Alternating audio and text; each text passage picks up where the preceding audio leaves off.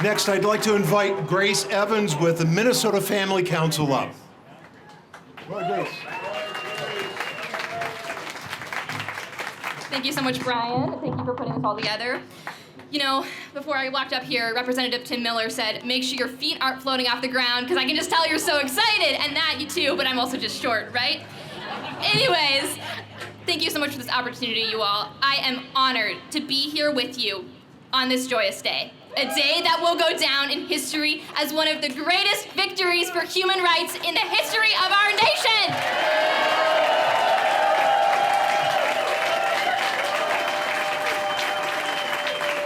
Thank you. We will tell our grandchildren that we were here in great celebration. But most importantly, we will tell them that as we rejoiced, we pushed all the harder. We raced all the faster. We continued to fight the war for human rights, even though we had won the first battle.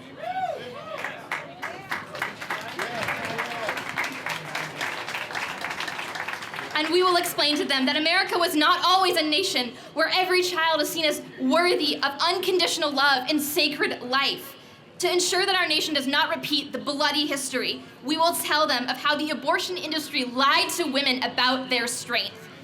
We will remind them that no woman stands alone in our nation, because each woman can confidently say that she has the support and care that she deserves and needs in our country.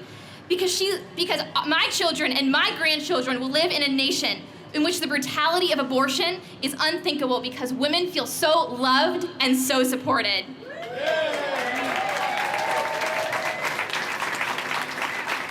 It is undeniable that the abortion industry dehumanizes the preborn.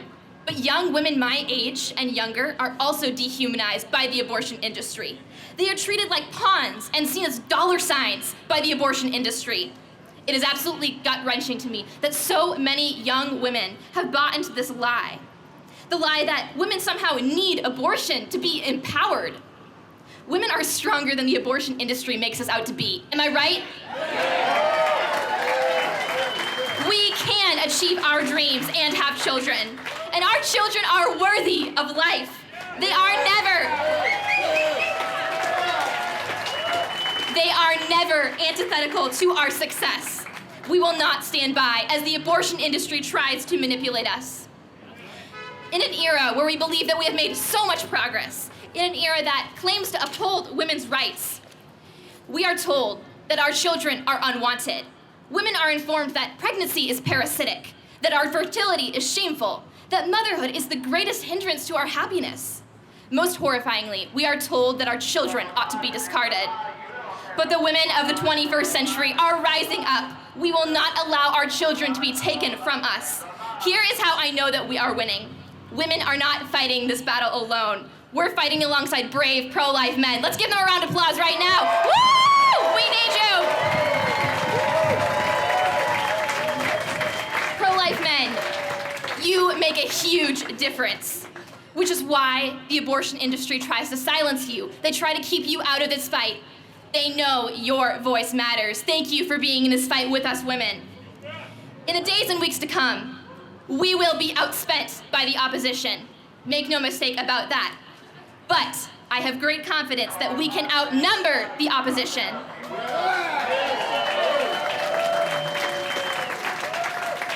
You and I, we must arm ourselves with the facts, the humanity of the preborn, the truth about what abortion really is, and the hope, the free hope the pro-life movement gives to women in need. Hearts and minds change when they are confronted with the simple truths. I found that most Minnesotans are absolutely horrified when they understand the truth about abortion. So we must boldly speak up in our churches, in our workplaces, and in our schools. The stakes have never been higher, but our momentum has never been stronger.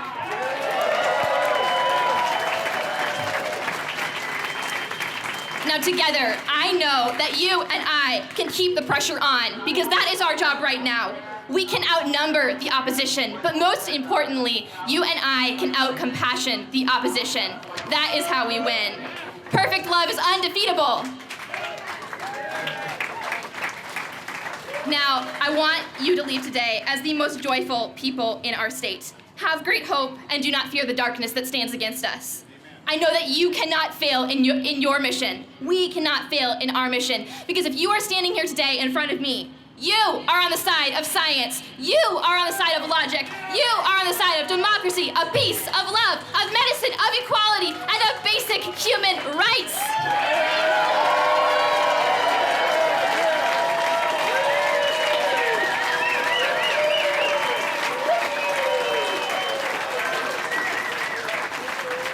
The opposition has no ground to stand on. Look at them. They're desperate. They're yelling at us. They know we've won. They have only sinking mire. The pro-abortion side is the side of violence, lies, discrimination, ableism, eugenics, misogyny, exploitation, and death. Rest assured, we have everything going for us, and they have nothing going for them. Ultimately, they are without hope because they are on the wrong side of God's story. Here's the story that God is telling. Many have gone before us today in fighting for the unborn. For those of you who have been in this fight for 50 or more years, for about 50 years, maybe it's 30 years, maybe it's 40 years, I thank you from the bottom of my heart. Some of you have been fighting this for longer than I've been alive.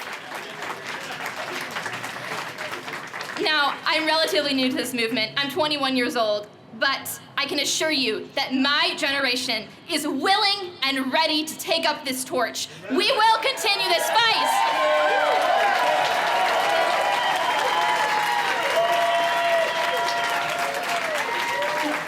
Thank you. If we all work together, imagine what Minnesota could look like in another 50 years. We must never lose our hope, lose our courage, or lose our compassion, because there is a battle for women, and there is a battle for Minnesota's children. And this battle is worth fighting for with every breath we take. Friends, you and I know that there should be more of us here. While we grieve for those lost to abortion, we remember again that humanity, compassion, science, and truth are all on our side. Most importantly, we can say with absolute clarity, God, who cares deeply about each of his image bearers, is on our side. You and I are here because we share the same vision for Minnesota. This is the dawn of the pro-life revolution.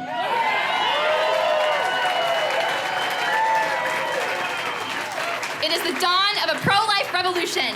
And one day, I have confidence that we will live in a state and a nation where women feel so supported and so loved that abortion is never even a thought that crosses their minds.